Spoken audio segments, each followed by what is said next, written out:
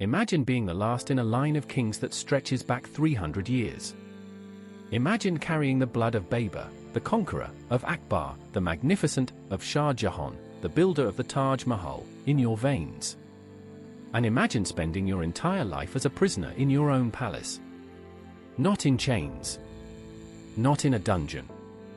But in a gilded cage, given ceremonies but no power, titles but no territory, a throne but no kingdom.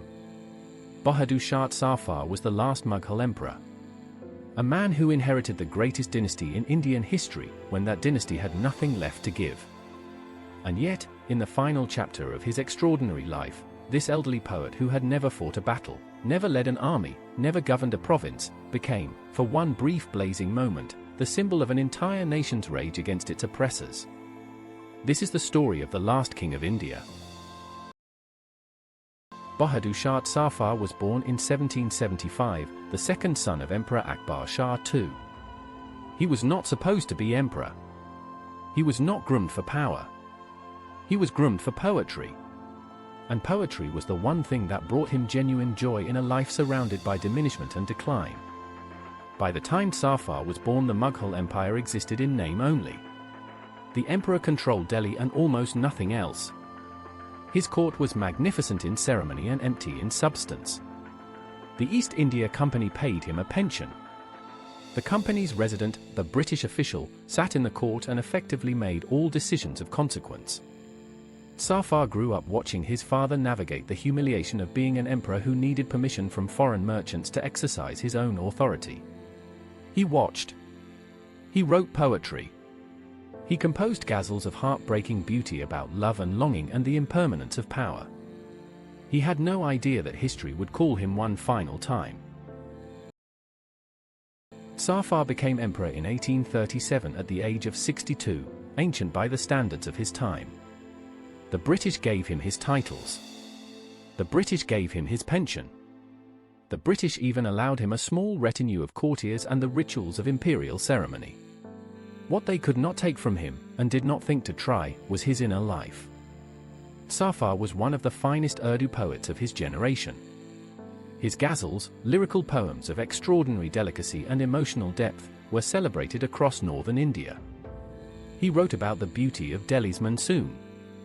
He wrote about the pain of separation. He wrote about faith and doubt and the passage of time. His court attracted the finest poets of the age, including Mirza Ghalib, perhaps the greatest Urdu poet who ever lived. In his poems, Zafar was not a prisoner of the British. He was free. In his poems, he was not powerless. He was sovereign over the most important kingdom of all, the human heart. And then 1857 arrived and dragged him out of his poems into history. On the morning of May 11, 1857, Bahadur Shah Zafar was performing his morning prayers when he heard an extraordinary sound outside the Red Fort. Thousands of voices. The thunder of horses. The crash of men in armor. He went to the window and looked out, and saw the most astonishing sight of his long and quiet life. Thousands of Indian sepoys, soldiers of the East India Company, streaming across the bridge over the Yamuna River, their faces set with fury, their weapons drawn. They had risen at Meerut the previous day. They had killed their British officers. They had freed their imprisoned comrades. And they had marched through the night to Delhi, to the Red Fort, to their emperor, because they needed a symbol. They needed a flag to rally under. And the only flag left was an 82-year-old poet who had never asked to be anyone's flag. They knelt before him and they called him Emperor of India. And Bahadur Shah Zafar, who had spent 60 years trying not to make waves, looked at the fire in their eyes and made the most consequential decision of his life. For 4 extraordinary months in 1857, Bahadur Shah Zafar was what his ancestors had been, the Emperor of India. His proclamations went out across the country. His name was invoked in the mosques and the temples. Hindu and Muslim sepoys fought side by side under his banner, united not by religion but by rage.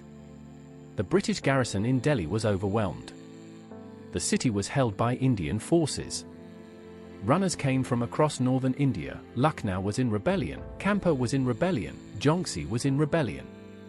The Rani of Jhansi, the magnificent Lakshmibai, was fighting with ferocious courage.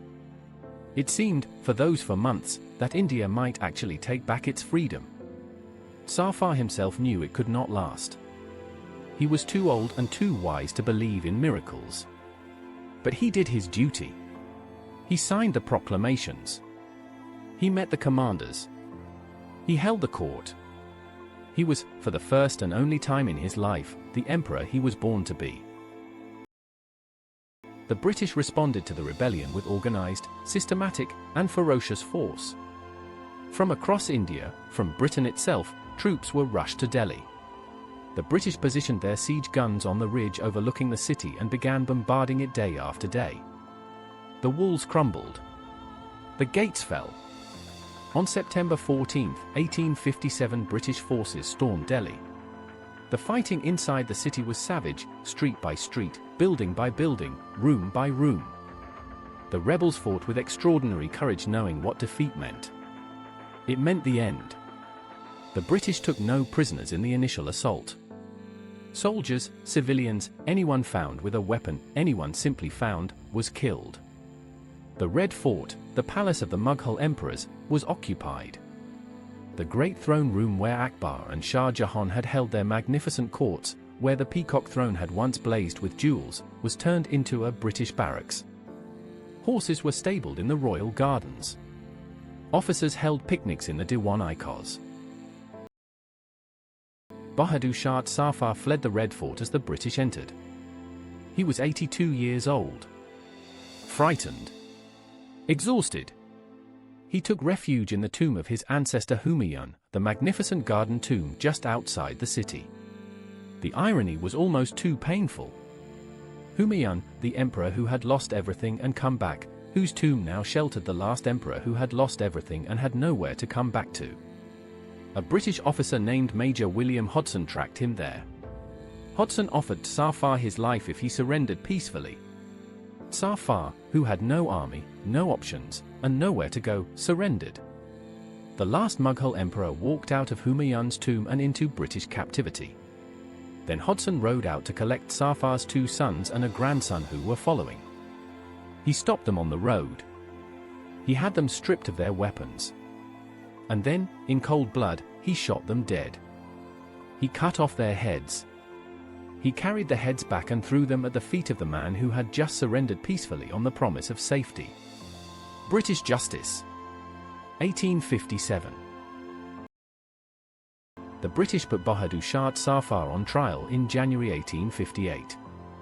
The trial was held in the Diwan-i-Khas, the hall of private audience in the Red Fort, the same room where Mughal emperors had once received the homage of the world.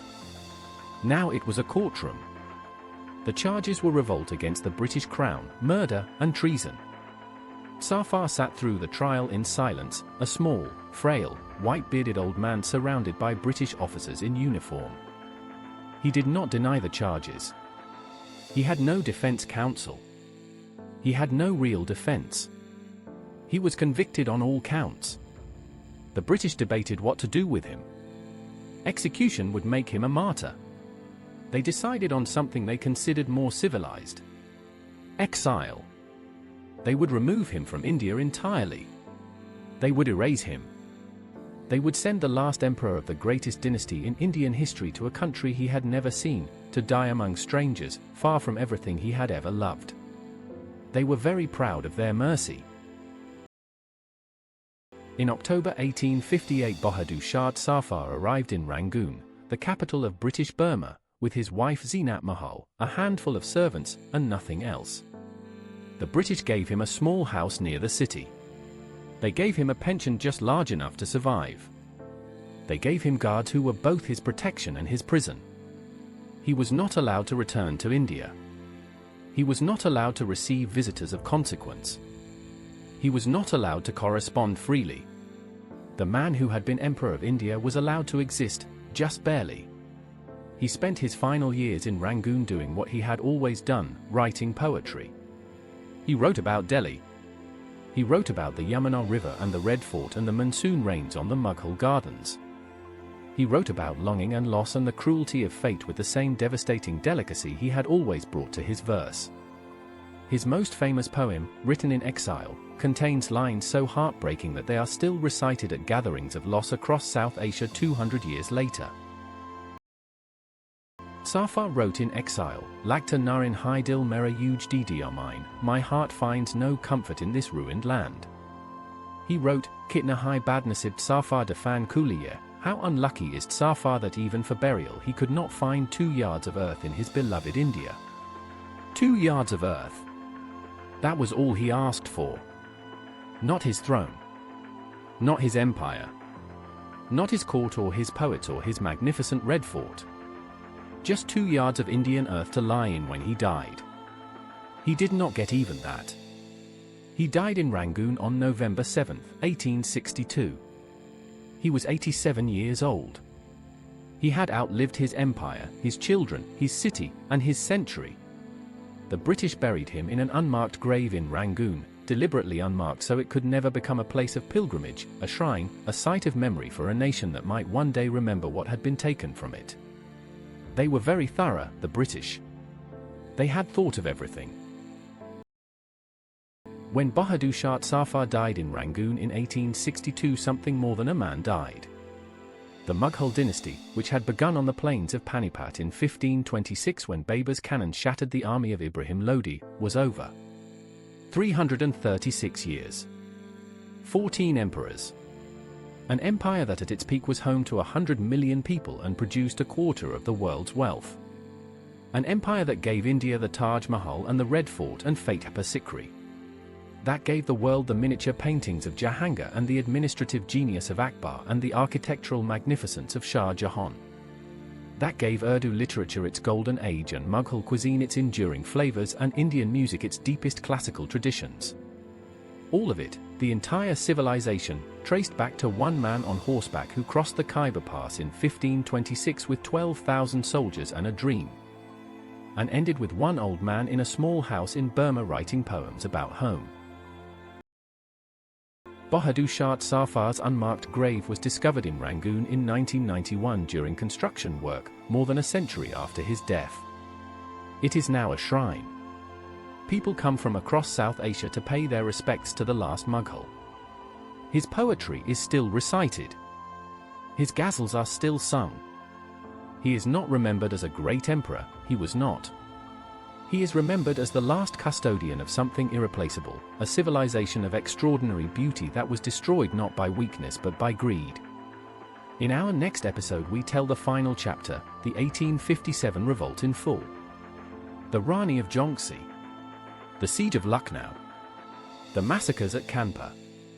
The extraordinary resistance of ordinary Indians who looked at what the British had done to their country and decided they had had enough. The revolt that failed, but planted the seed that would become Indian independence 90 years later. That story is coming next. Subscribe to the history class, see you in the next class. Disclaimer: the information presented in this video has been researched and compiled from multiple historical sources including books, academic papers, encyclopedias, and historical records. While every effort has been made to ensure accuracy, history is a subject of ongoing research and interpretation. Different historians and sources may present varying accounts of the same events. We do not claim this to be the definitive or only version of events. Viewers are encouraged to explore multiple sources and form their own informed opinions. The creators of this channel are not responsible for any inaccuracies, omissions, or misinterpretations that may exist in this content. This video is intended purely for educational and informational purposes.